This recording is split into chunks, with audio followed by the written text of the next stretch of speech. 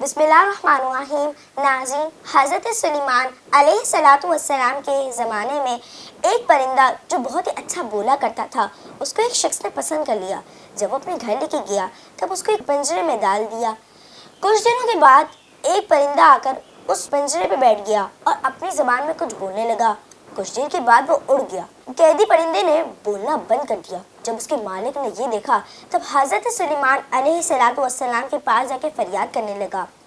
آپ نے وہ پرندہ منگوایا اور اس پرندے سے کہا کہ تمہارے مالک نے تمہیں رقم دے کے خریدا ہے، اس کا تمہارے پر حق ہے، تم کیوں نہیں بول رہے؟ وہ کہنے لگا کہ اس سے کہہ دیجئے کہ میرا خیال بھول جائے. آپ نے فرمایا کیوں؟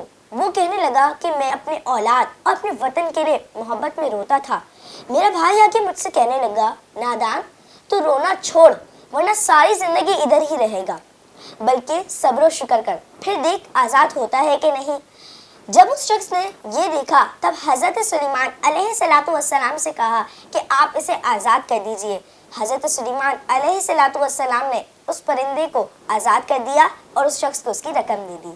ہمیں اس سے یہ معلوم ہوتا ہے کہ رونا دھونا رنج و ملال ہے، رونا دھونا رنج و ملال ہے اور صبر و شکر کرنا نجات ہے. اللہ تعالیٰ سے دعا ہے کہ ہمیں صبر و شکر کرنے کی توفیق عطا فرمائے. آمین بجاہ نبی الامین وصلی اللہ تعالیٰ علیہ وآلہ وسلم. خلق السحاب وخلق الماء خلق الشمس في الفضاء سبحان خالق الحياة